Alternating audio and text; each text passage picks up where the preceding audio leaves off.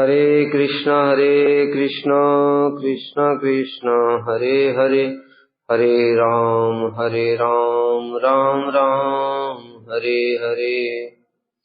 श्री बृहद भागवतामृतम द्वितीय अध्याय हम लोग सुन रहे थे।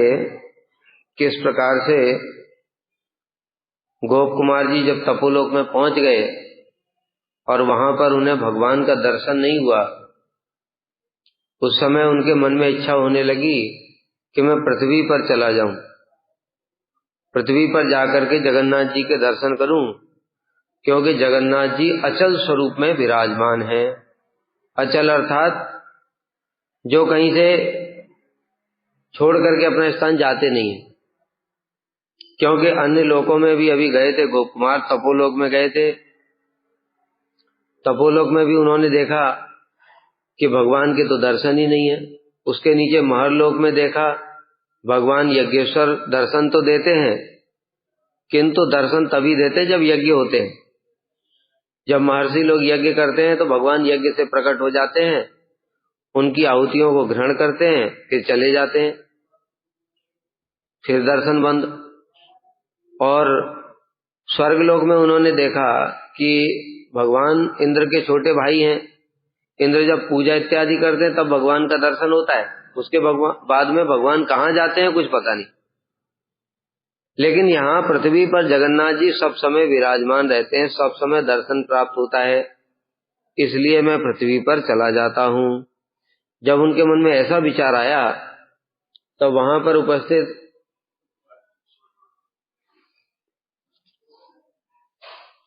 जो ऋषि हैं, पिप्पलायन ऋषि, वो उनके मन की भावना को समझ गए। कैसे समझ गए?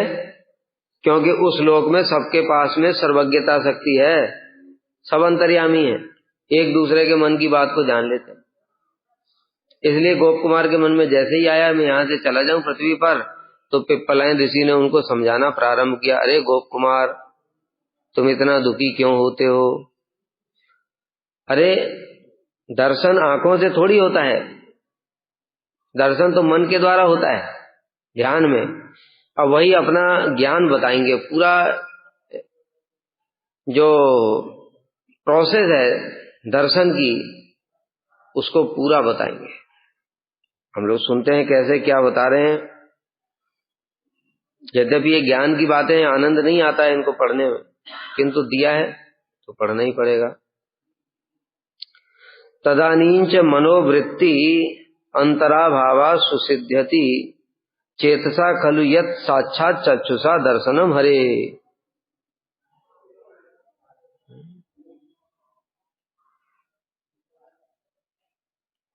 कल हम लोगों ने क्या सुना था कि विशुद्ध सत्वमय चित्त में ही भगवान का दर्शन होता है। सब सत्वम विशुद्धम वसुदेव शब्देतम। चित्त जब विशुद्ध हो जाता है भजन करने के प्रभाव से, अभी हमारे हृदय में काम क्रोध मोह लोभ मद मात्सर्य अनर्थ सुकृति उत्तर दुष्कृति उत्तर भक्ति उत्तर अपराध उत्तर ये सब भरा हुआ है। जब तक ऐसे हृदय में भगवान का कभी दर्शन संभव नहीं है। भगवान कचरे में नहीं जाते। अरे भगवान छोड़ो, हम जहां पर गंदगी है, नाली है और दुर्गंध आ रही है, हम जाते हैं वहां पे, तो हमारे हृदय तो वैसे ही है। ऊपर से भले कितना भी सेंट मार ले, लेकिन भीतर में क्या है? काम क्रोध मोह लोभ मद मात्सर्य द्वेष हिंसा ईर्ष्या, ये सब क्या है? भयंकर दुर्गंध। ऐसे चित्त में भगवान क्या करेंगे आकर? इसलिए चित्त से दर्शन नहीं हो रहा है। फिर क्या करें हम लोग? भजन साधन करते करते धीरे धीरे इस चित्त को शुद्ध करने की कोशिश कर रहे हैं। जब ये चित्त शुद्ध हो जाएगा, शुद्ध सत्व प्रकाशित हो जाएगा, हृदय में शुद्ध सत्व प्रकाशित होने से ही शुद्ध सत्व विशेषात्मा प्रेम सूर्यांशु साम्य भाग रुचिवे चित्त मास्टर भाव उच्चते, वही भाव है। शुद्ध सत्व प्रकट होते ही जीवात्मा का स्वरूप प्रकट हो जाएगा। हमारा स्वरूप क्या है? फिर उस हृदय में भगवान प्रकट होंगे, उस हृदय में भगवान दर्शन देंगे। जैसे नारद जी का सुनते हैं ना, नारद जी गए जंगल में तपस्या करने, तपस्या करते करते उनका चित्त शुद्ध हो गया, हृदय में भगवान प्रकट हो गए, इतना आनंद हुआ। अद्भुत अनिर्वचनीय आनंद प्रकट हो गया।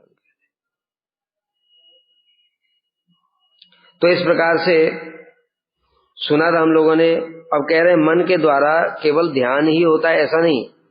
अगर गोप कुमार कहें कि देखो दर्शन तो आंखों से ही होता है, मन के द्वारा केवल ध्यान हो सकता है, तो पिप्पलायन जी उसका खंडन कर रहे हैं। खंडन भी सुनोगे उनका तो ऐसा है कि कुछ बोल नहीं सकते उनके आगे, साधारण तो है नहीं।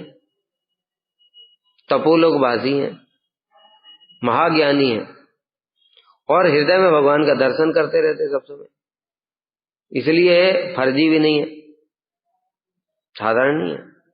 इसलिए उन्होंने बोला, अनुभूति है ना उनको इस बात की, अब वो अपनी अनुभूतियां बता रहे, लेकिन उन अनुभूतियों से ऊपर भी अनुभूति होती है, ये वो नहीं जान सकते।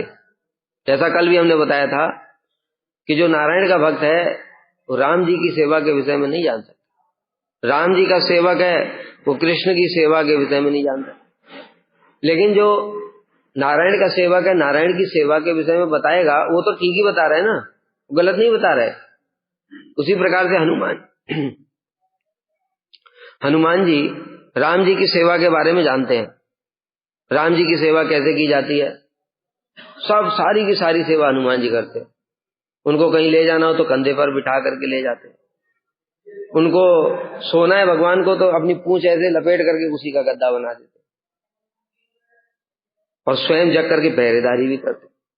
फिर भगवान को अगर गर्मी लगती है तो पूंछ से ही हवा कर देते, सारा काम सारी सेवा कर। ये तो ठीक ही बता रहे हैं वो, लेकिन इसके ऊपर भी कोई सेवा है वो बता नहीं सकते, उनको समझ में ही नहीं आएगा। कृष्ण के सगा लोग कृष्ण के कंधे पर चढ़ जाते, अरे यहाँ हनुमान जी राम जी को कंधे पर बिठा रहे हैं, तो वो कौन सी बात बताएंगे सेवा करने की, कि देखो प्रभु हैं वो हमारे, प्रभु सब समय सेव्य हैं, सब प्रकार से उनकी सेवा करनी चाहिए, कभी उनसे सेवा ग्रहण नहीं करनी। और उनके सगा लोग कृष्ण के कहते, कन्हैया बैठो हम तुम्हारे कंधे पर चढ़े।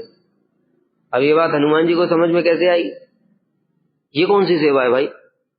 उनको लगेगा ये प्रभु से सेवा ले रहे, लेकिन कृष्ण को उसमें ही आनंद होता है ज्यादा। तो जो जहां तक जिसका अधिकार है वो वहीं तक बता सकता है।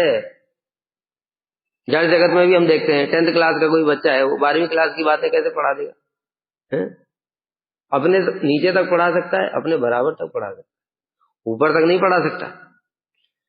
उसी प्रकार से ये जो तपोलोकवासी हैं, ये जो कह रहे हैं गलत नहीं है, ये अनुभव है इनको।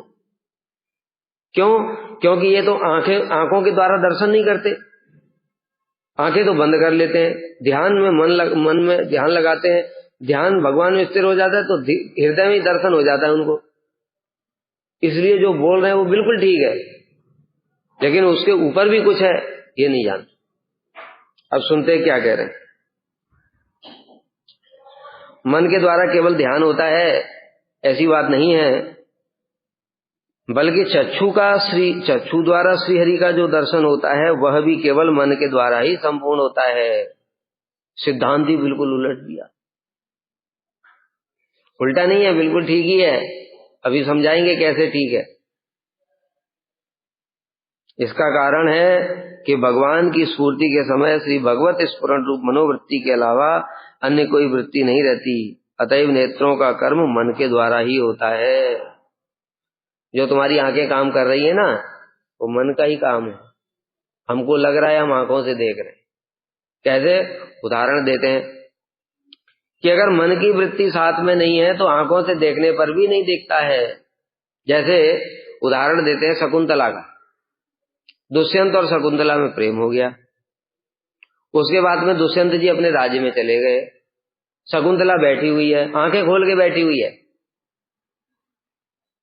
और मन कहां पर है? दुष्यंत। सामने दुर्वासा ऋषि आए, साथ में सखियां हैं, उन सब ने दुर्वासा को प्रणाम किया, शकुंतला बैठी हुई है, सामने दुर्वासा खड़े हैं, शकुंतला बैठी हुई है। दुर्वासा ऋषि ने कहा, अरे वो तो तपो योगी है, समझ गए ये किसका ध्यान कर रही है, जो तू जिसका ध्यान करके मेरा अपमान कर रही है ना, वो तुझे भूल जाएगा। अब बताओ, आंखों से देख रही है किंतु दिखता नहीं है। क्यों नहीं दिख रहा है? क्योंकि मनोवृत्ति नहीं है। इसलिए इंद्रियां भी कार्य तभी करती हैं जब मनोवृत्ति होती है। मन जब उसमें लगा होता है तभी इंद्रियों का कार्य सफल होता है, अथवा अन्यथा इंद्रियां देखने पर भी नहीं देख पाती। स्कूल क्लास में पढ़ते थे, टीचर पढ़ाता था, उसे डायग्राम बना दिया, मन चला गया खेल में। कल पिछले दिन मैच हुआ था इंडिया पाकिस्तान का, वर्ल्ड कप फाइनल था, और मन तो उसी में चल रहा है। वो पढ़ाया जा रहा है, पूरे लेक्चर खत्म हो गए, कुछ देखा ही नहीं, कुछ समझा ही नहीं, कुछ सुना ही नहीं, हो गया। होता है कि नहीं? ऐसा ऐसा यहाँ पर ऐसा कोई है जिसका ऐसा नहीं हुआ हो? सबका ऐसा होता है। तो मुख्य क्या है, वही बात अब बताए ना, ये साधारण ऋषि नहीं है, पिप्पलायन है, इसलिए सब कुछ जानते हैं तत्व को। तो इसलिए कह रहे हैं कि देखो भाई, जो इंद्रियों का, आंखों का भी काम होता है, सिर्फ आंखों का ही नहीं, सब चीज का काम। जीवा का, रसगुल्ला तुम खा रहे हो, लेकिन तुम्हारा एग्जाम में सिलेक्शन नहीं हुआ, 5 साल तैयारी की, आखिरी चांस था, अब घर में तुम्हारा कुछ उत्सव है, उसमें सब लोग जबरदस्ती बुलाए और रसगुल्ला तो खा रहे हो, पर पता नहीं चल रहा है, क्योंकि अब तो सपने टूट चुके हैं। रसगुल्ले की मिठास कहाँ पता लगी? होता है कि नहीं होता है? लेकिन दूसरी ओर कोई खुशी है तो कड़वी चीज भी मीठी लगने लगेगी। सिलेक्शन का पता चल गया, हाँ मैं IAS बन गया, उस समय सब कुछ मीठा लगने लगेगा, ये सारा जगत आनंदमय लगने लगेगा। तो आंखें तो वही हैं, जिस साल तुम्हारा सिलेक्शन हुआ उस समय आनंद हो गया उन्हीं इंद्रियों में, और जिस साल सिलेक्शन नहीं हुआ तो वही इंद्रियां तो थी। आंखें बदल गई क्या? क्या बदल गया? कुछ भी नहीं बदला, लेकिन वही इंद्रियां होने पर भी सब कुछ बदल गया, क्योंकि मन की वृत्ति बदल गई। इसलिए मन ही प्रधान है। कैसा सिद्धांत दिया! सिद्धांत भी गलत नहीं है। यदि कहो कि मन के द्वारा केवल ध्यान ही होता है, मान लो गोप कुमार कहें अरे मन से क्या होगा, मन से कोई देखता थोड़ी है, मन से ध्यान ही तो होता है खाली। कहते नहीं नहीं, दर्शन भी मन से ही होता है, क्योंकि आंखें होने पर भी काम नहीं करेंगी अगर मन का संयोग उनके साथ में नहीं है। अरे मन की भी बात छोड़ो, इंद्रियों की वृत्तियां होती हैं। मात्रा स्पर्शास्तु कौन्ते शीतोष्ण सुख दुग्धा, कौन है ये? आगमा पाइनो नित्या तांति चस्व भारत। मात्रा स्पर्शास्तु कौन्ते शीतोष्ण सुख दुख, सर्दी गर्मी कब लगते हैं? इंद्रियों की वृत्ति का जब विषयों से संपर्क होता है, इंद्रियों का नहीं, क्योंकि वही ठंड है। वो लोग वहां पर देखो प्रयाग में, वही ठंड, तो एक ठंड सबके लिए बराबर है कि नहीं? अलग अलग है ठंड। जो नागा साधु हैं उनके लिए ठंड अलग काम करेगी, और जो बेचारे दूसरे बूढ़े लोग हैं, यहाँ से गए हैं, जिनको बहुत ठंड लगती, गर्म प्रदेश, उनके लिए ठंड अलग है। लेकिन उनकी इंद्रियां ऐसी कंट्रोल हो गई हैं, इंद्रियों की वृत्ति का संयोग ही नहीं होता, शरीर से ऊपर उठ गए। इसलिए ये योगी लोगों को कुछ नहीं लगता है, न सर्दी न गर्मी, इंद्रियों की वृत्ति को ही रोक लेते हैं। इंद्रियों की वृत्ति रोकते ही तो कुछ लगता नहीं है। और अभी बताए ना कि केवल इंद्रियों के, रसगुल्ला का जीभ से स्पर्श तो हुआ, लेकिन वृत्ति कहीं और है, मन कहीं और चला गया है। अब क्या खाया क्या नहीं खाया पता नहीं चला, खट्टा था मीठा था, नमक मिर्च ज्यादा कम था, क्या था पता ही नहीं चला, खा गए पूरा।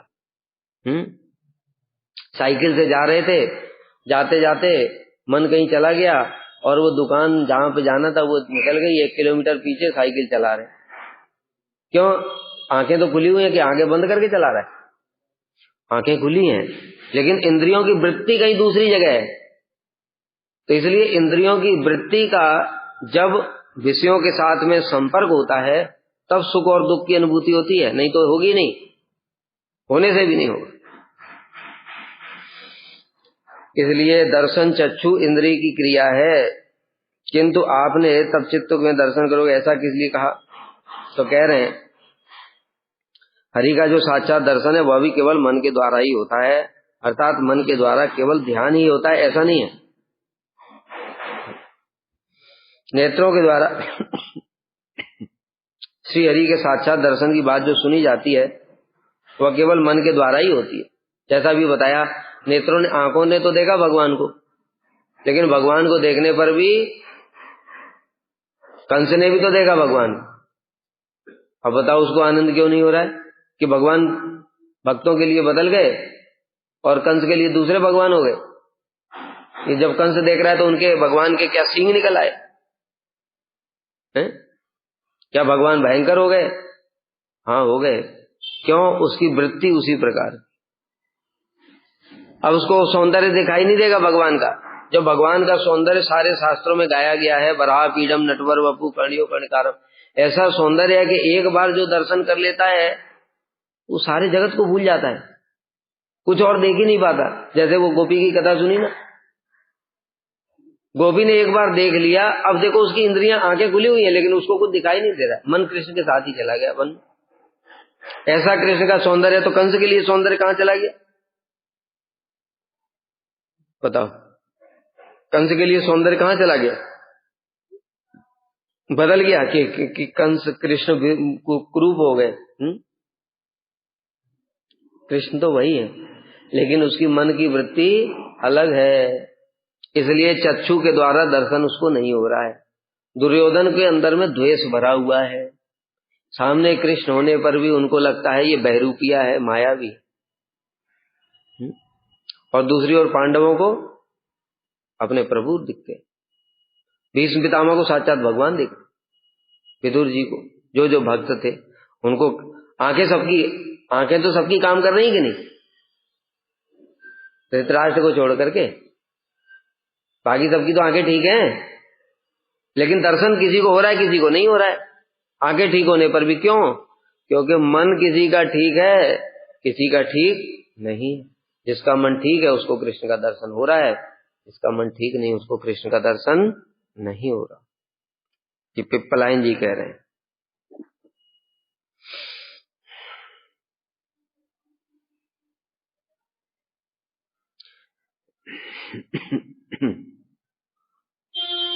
चित्त में भगवान की स्फूर्ति के समय भगवत स्मरण मनोवृत्ति के अलावा अन्य कोई भी वृत्ति नहीं रहती, अर्थात भगवान की मूर्ति में मन के निवेश के समय मन में भगवान की स्फूर्ति, भगवान के जब आंखों से दर्शन होते हैं ना तो मन भी भगवान में अविष्ट हो जाता है, इस कारण से दर्शन होता है। अगर मन कहीं दूसरी जगह चला जाता तो भगवान का दर्शन होता नहीं होता। इसका मतलब मन ही मुख्य है।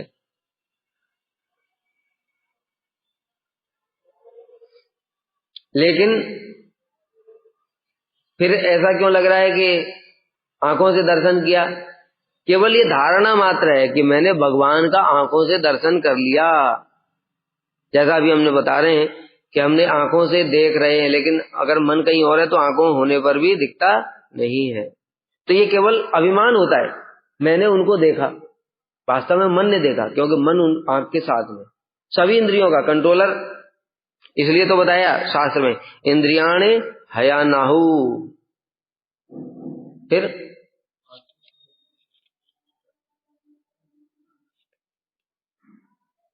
आत्मानम रथिनम विद्धि शरीरम रथमेव च बुद्धिम तो सारथिम विद्धि मनः प्रक्रमेव च इंद्रियाणि हयानाहु विषयांतेषु गोचरान।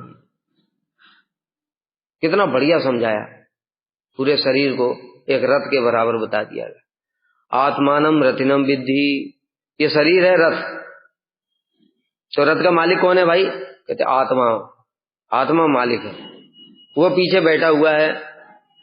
रथ कौन चला रहा है? सारथी कौन है? आत्मानम रत्नम बुद्धिम तो सारथिम विद्धि शरीरम रथमेव च, ये शरीर रथ है, शरीर रूपी रथ पर आत्मा बैठा हुआ है, आत्मा मालिक है। इस शरीर को चला कौन रहा है? आत्मा। अगर आत्मा नहीं है तो शरीर नहीं चलेगा, एक सेकंड के लिए पड़ा रह जाएगा, फिर हिल भी नहीं पाएगा, कुछ नहीं हो, नो, कुछ भी नहीं, नो रिस्पॉन्स, जैसा है वैसे ही पड़ा रहेगा। शरीरम रथमेव च, शरीर है रथ, जिस शरीर के ऊपर में, जिस रथ के ऊपर में आत्मा बैठा हुआ है। बुद्धिम तो सारथिम विद्धि, सारथी कौन है? बुद्धि है, बुद्धि सारथी है। मनः प्रग्रहमेव च, अच्छा सारथी है तो लगाम कौन पकड़े है? लगाम क्या है? कहते मन ही लगाम है। कितना बढ़िया सिस्टम समझा है देखो। शास्त्र में ऐसी ऐसी बातें बताई हैं, लोगों को विश्वास ही नहीं होता। कैसे मूर्ख लोग हैं। सब कुछ बिल्कुल दिख रहा है आंखों से, किंतु बताए ना, दिखने पर भी नहीं दिखेगा दुर्योधन की तरह। श्रद्धा नहीं है। जो ये दिखने के लिए शास्त्र जो चीज चाहिए मुख्य, वो है श्रद्धा। जो श्रद्धा होगी जिसके हृदय में, जब श्रद्धा का संबंध मन के साथ में होगा, तब मन को दिखेगा। क्योंकि आंखों से देखने से कुछ नहीं होगा। वही सब कुछ साधु के सामने भी वही शास्त्र है, संसारिक लोगों के सामने भी वही शास्त्र है। साधु को विश्वास हो जाता है, उनको क्यों नहीं होता है? क्योंकि उनका मन श्रद्धा रहित है। तो लगाम है मन।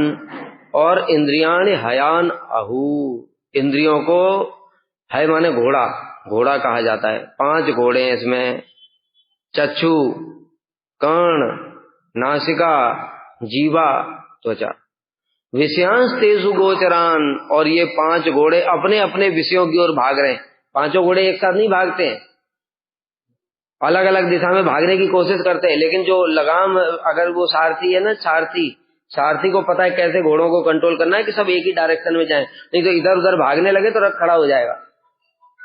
इसलिए सारथी कंट्रोलर होता है और लगाम को ऐसे बांध के रखता है 5 घोड़ों से टाइट करके कि 5 घोड़े एक ही डायरेक्शन में चले, तब रथ चलता है।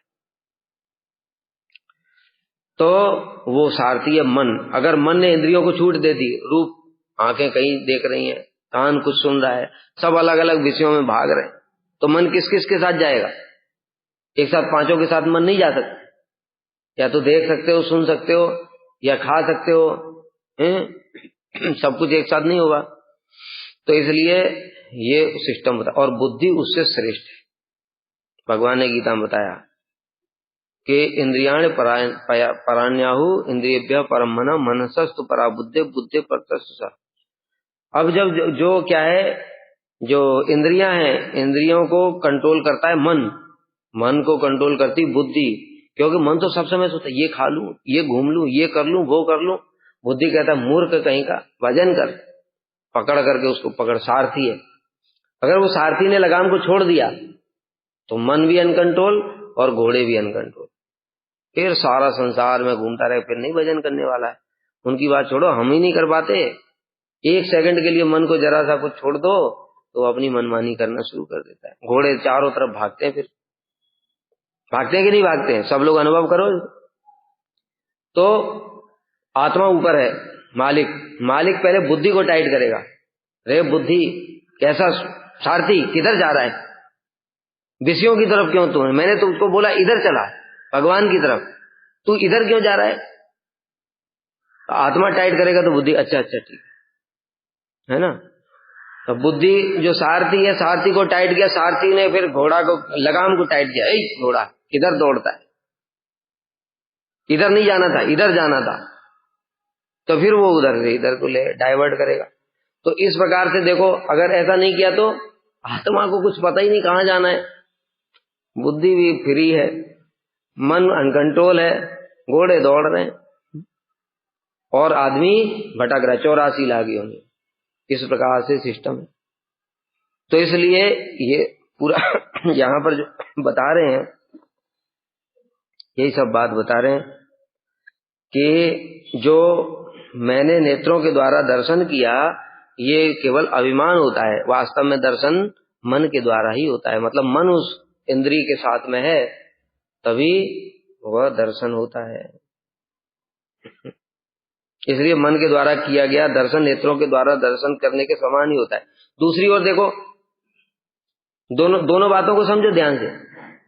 पहली बात तो ये कि अगर तुम आंखों से देख रहे हो, मन साथ में नहीं है, तो दर्शन होने पर भी दर्शन नहीं होता है। उदाहरण दिया शकुंतला का।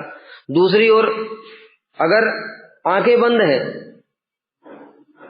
और मन को लगा दिया भगवान में, चित्त शुद्ध हो गया, मन को भगवान में लगा दिया, तो बिना आंखों के दर्शन हो रहा है कि नहीं हो रहा है? नारद जी को हुआ कि नहीं? ब्रह्मा जी को हुआ। ब्रह्मा जी तो आंख बंद करके ही बैठे थे, आंखें तो खोले नहीं थे, तो उनको दर्शन हुआ कि नहीं? बिलमंगल ठाकुर को देखो, बिलमंगल ठाकुर ने अपनी आंखें फोड़ ली, उनको दर्शन हो रहा है कि नहीं हो रहा?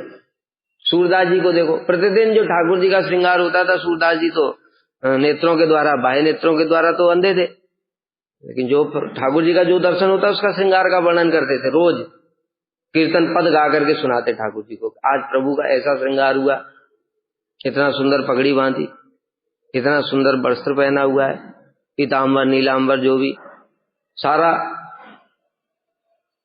तो एकदम पुजारी ने सोचा, लगता है इसको कोई बता देता है यार, इसलिए ऐसा वर्णन करता है, नहीं बिना नेत्रों के कैसे वर्णन कर पाएगा। इसलिए उसने क्या किया, परीक्षा लेने के लिए सूरदास जी बैठे हुए थे और उन ठाकुर जी को कोई कपड़ा नहीं पहना, और पुजारी कहता, सूरदास जी बताइए जरा ठाकुर जी कैसे लग रहे। कहते आज तो सब दिनों से ज्यादा सुंदर लग रहे, क्योंकि आज ठाकुर जी ने कोई भी कपड़ा नहीं पहना है। अब हम लोग तो कपड़े से सुंदर लगते हैं, लेकिन ठाकुर जी परम पदम भूषण भूषणांगम, भगवान का शरीर इतना सुंदर है कि अलंकार जब धारण करते तो उन अलंकारों की शोभा बढ़ती है भगवान से। अलंकारों से भगवान की शोभा नहीं बढ़ती, अलंकारों से हमारी शोभा बढ़ सकती, जड़ शरीर की। भगवान का शरीर तो दिव्य है, वो तो वैसे ही इतने सुंदर है, उल्टा वो तो वस्त्रों के द्वारा अपने सौंदर्य को ढक रहे हैं। तब उनको समझ में आया, अरे सच में सूरदास जी को दिव्य दर्शन होता है। इसलिए जो पिप्पलाइन जी कह रहे हैं कितनी सही बात है, दर्शन तो मन के द्वारा ही हो रहा है भाई, क्योंकि सूरदास जी को दर्शन हो रहा है। तो मन के द्वारा किया गया दर्शन नेत्रों के द्वारा दिए। अब जो सूरदास जी दर्शन कर रहे हैं उनके तो नेत्र नहीं है, अथवा बिलमंगल ठाकुर जी उनके तो नेत्र नहीं है, लेकिन जो दर्शन हो रहे हैं वो क्या आंखों से जो दर्शन होता है उससे कम है क्या? नहीं तो उन्हें वर्णन कैसे करते? जो आंखों वाले वर्णन कर रहे हैं उससे अच्छा वो ऐसे ही बिना आंखों के ही वर्णन कर रहे हैं। इसका मतलब अगर मन भगवान में लगा दिया जाए तो आंखों का काम मन ही कर लेगा। अभी बताया ना, इसको देखने में सब बातें इतनी परफेक्ट लगेंगी कि तुम कहो हाँ यही ठीक है, लेकिन ये ठीक नहीं है। गोपियां किसके द्वारा दर्शन करती हैं? नेत्रों के द्वारा दर्शन। वो आगे आएगा, इसलिए क्योंकि ये लोग इतना ही जानते हैं ना, अभी इसलिए इस बात को समझ पहले ही बता दिया है, नहीं तो तुम लोग भी भ्रमित हो जाओगे। कल से पता चला सब ध्यान लगा के बैठ गए।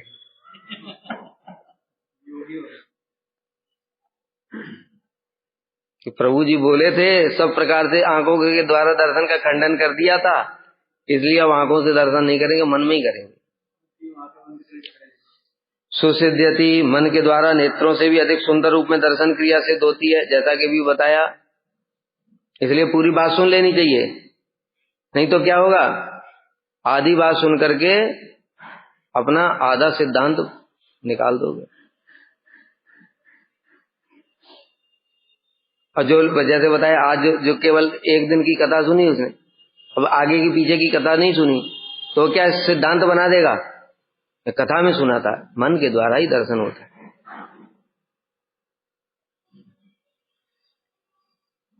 तो भगवान की मूर्ति की साक्षात दर्शन क्रिया जिस प्रकार सुंदर रूप से संपादित होती है मन के द्वारा, नेत्रों के द्वारा उस प्रकार से नहीं होती। उन्होंने तो उसका खंडन ही कर दिया कि नेत्रों से तो कोई दर्शन होता ही नहीं है, दर्शन तो मन से ही होता है।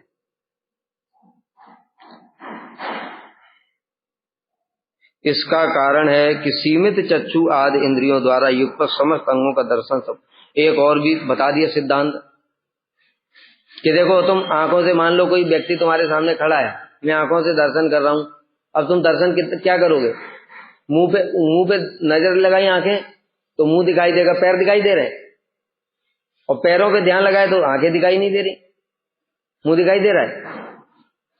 हाथ पे ध्यान लगाया तो यानी मन जहां जहां आंखों को लेकर के, आंखें जहां जहां लग रही हैं उसके साथ में मन है, वही दिखाई दे रहा है, और मन के द्वारा तो पूरा एक साथ दिखाई देता है।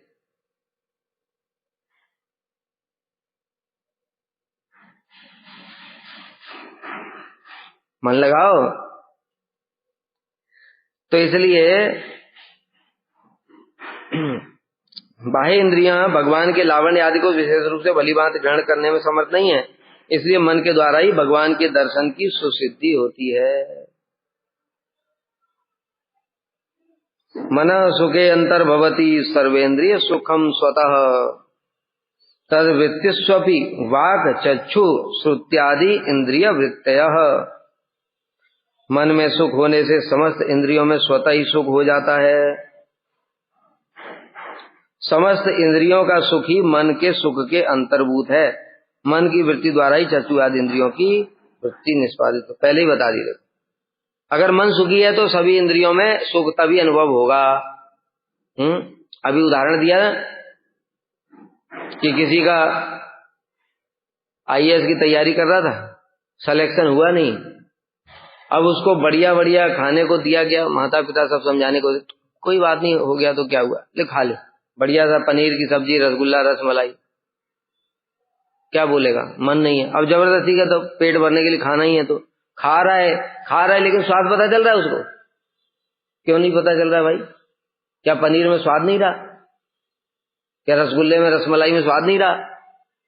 फिर ये हो गया कि आंखों का सुख, जीवा का सुख, आंखों से कुछ सुंदर वस्तु देखता है, वही बताया ना, वही पहले क्रिकेट का शौकीन है, इंडिया पाकिस्तान का मैच देखता 8-8 घंटे, अभी तो पूरा फाइनल चल रहा है तो भी टीवी बंद करके बैठा है।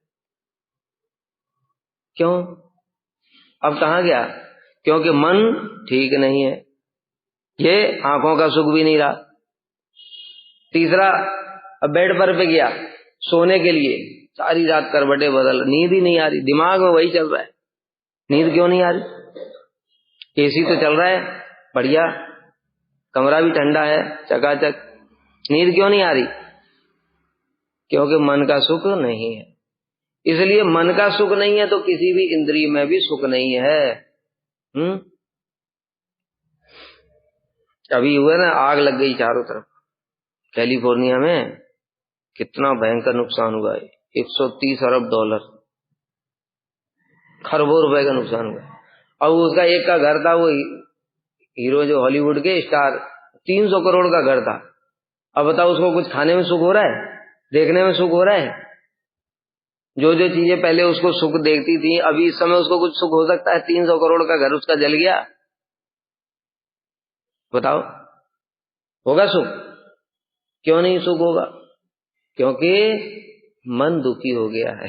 इसलिए कह रहे हैं मन में सुख होने से समझ। दूसरी ओर दूसरा उदाहरण देखो, अभी जैसे फिर ये अगले साल फिर इसने पढ़ाई की, फिर आईएएस में सिलेक्शन हो गया, फिर देखो अब नींद आएगी कि नहीं आएगी? पूरा जो घोड़े बेच करके साल भर 16-16 घंटे पढ़ाई किया, अभी 36-36 घंटे सोएगा 3-4 दिन तक। पहले नींद पूरी करूं जो 2-3 साल की है। देखा है हमने अपनी आंखों से, इसलिए तो बता रहे हैं, तो ऐसे हवा में बात थोड़ी कर रहे हैं, हमने देखा ये पढ़ाई करके इतना एंट्रेंस टेस्टों के लिए लोग 18-18 घंटे पढ़ाई कर रहे हैं, फिर सोए नहीं, फिर जब एग्जाम खत्म होता है तब ऐसे घोड़े बेच करके 2-2 दिन तक सोते ही रहते हैं, खाने पीने कोई शुद्ध नहीं। क्यों? अभी मन सुखी है। और अब खाएगा तो भी, अब कुछ उसको नमक मिर्च कम ज्यादा भी दे दिया तो भी आनंद में रहेगा, क्योंकि मन आनंद।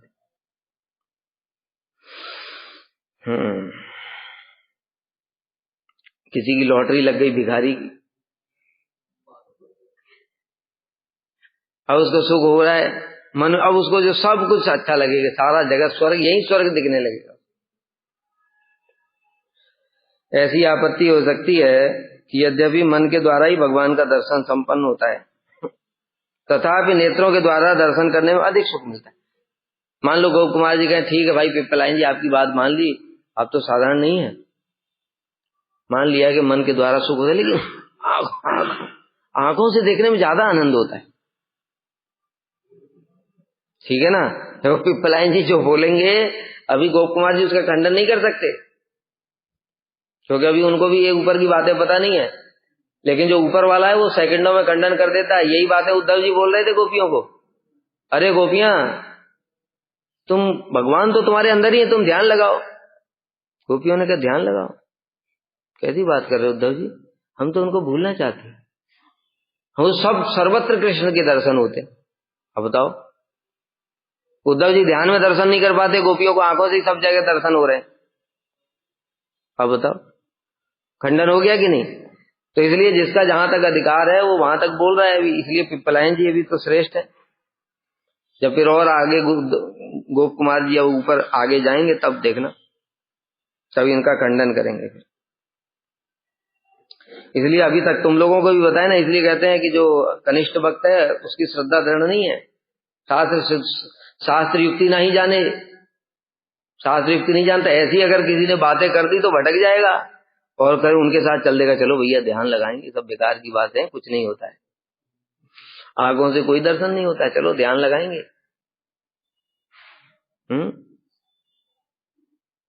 अतएव मन में सुख होने से ही चक्षु आदि समस्त इंद्रियों में सुख होता है। अतएव चक्षु द्वारा दर्शन करने से ही अधिक सुख होगा, ऐसा नहीं। क्यों? क्योंकि न केवल चक्षु, अरे आंखों की बात छोड़ो, बाकी सारी इंद्रियां भी, चक्षु, कर्ण, कान, नासिका, बताए ना। अभी जिसको जो सिलेक्शन नहीं हुआ, अभी उसको कान में उसका फेवरेट सॉन्ग चलाओ। उसकी माँ ने सोचा कि बेटा इतना मेहनत करके, साल भर इतना मेहनत किया, इतने सालों से परिश्रम कर रहा है, 18-18 घंटे पढ़ाई करी, नहीं हुआ तो कोई बात नहीं, माँ बाप तो सांत्वना देते ना। तो माँ ने क्या किया, उसका फेवरेट गाना चला दिया, उसका मन थोड़ा इधर आ जाए, वो आकर के जोर से बंद करो, ये मूड खराब कर दिया। अरे मूड खराब, ये तो तुम्हारा फेवरेट सॉन्ग है, मूड खराब क्यों हो रहा है? क्योंकि मन में बड़ा दुख है, बड़ा भारी दुख है। इसलिए अभी जो सुख वाली चीजें थी वो भी अच्छी नहीं। तो कान से सुख हो रहा है? नहीं हो रहा है। चक्षु, कर्ण, नासिका, सूंघने वाली चीजें, सेंट मार दिया तो उसको पता ही नहीं चलेगा मारा भी है। जीवा, त्वचा, सोने का सुख, नींद ही नहीं आएगी। जिस प्रकार उदाहरण दे रहे हैं, पेड़ के मूल को सींचने से उसकी शाखा प्रशाखा, पत्र पुष्प आदि समस्त अंग ही प्रफुल्लित हो जाते हैं। उदाहरण भी देखो पिपलायन है, कैसे कैसे उदाहरण दे रहे हैं, बिल्कुल कन्विंस करके ही छोड़ेंगे।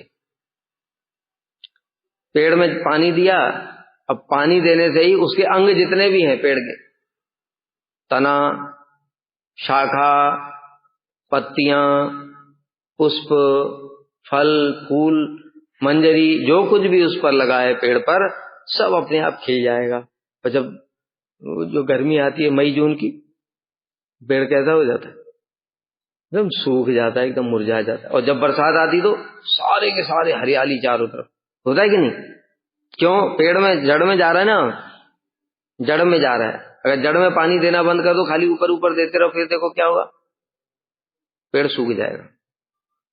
इसलिए मतलब पेड़ की जड़ क्या है? मन। अभी बताया ना, लगाम है मन और घोड़े हैं इंद्रियां। उसी प्रकार मनोमूलक समस्त इंद्रियां मन के सुख द्वारा स्वतः ही सुखी होती हैं। मन में दुख रहने पर इंद्रियों द्वारा विषय सुख ग्रहण करने की तो बात छोड़ो, विषयों को ग्रहण करने की प्रवृत्ति भी नहीं होती। अभी जो उदाहरण दिया, अरे वो गाना बजाने से उसको सुख क्या होगा, सुनने की भी इच्छा नहीं है, प्रवृत्ति भी नहीं है। माँ खाना ले आई सुबेरे से, बेटा भूखा, सुबेरे सुबेरे रिजल्ट आ गया था 8 बजे ही, और जब से रिजल्ट सुना है तब से कुछ खा नहीं रहा है, कमरे में बैठा हुआ है चुपचाप बंद करके कमरा। माँ ने देखा सुबेरे नाश्ता भी नहीं किया, दोपहर में भी कम रात को ही खा ले, थोड़ा सा ले आई माँ, ले जाओ यहाँ से। मतलब खाने की बात छोड़ो, देखने की भी इच्छा नहीं है खाने को। गाना चलाया, सुनने की भी इच्छा नहीं है। आस्वादन होना तो दूर की बात है ना, उससे सुख होना तो दूर की बात है, उसको सुनने की, खाने की, देखने की प्रवृत्ति भी नहीं है। ये दर्शा रहा है कि मन में सुख होने से ही इंद्रियों में भी सुख होता है। कहीं तुम लोग योगी ना बन जाओ, इसको बढ़ा दूं क्या आगे? यदि कहो कि इस प्रकार से मन का स्मरण रूप मानस सुख ही सिद्ध होता है, किंतु जीवा, चक्षु आदि की वृत्ति कीर्तन दर्शनादि क्रिया के न होने के कारण सीमाबद्ध सुख ही उपलब्ध होता है।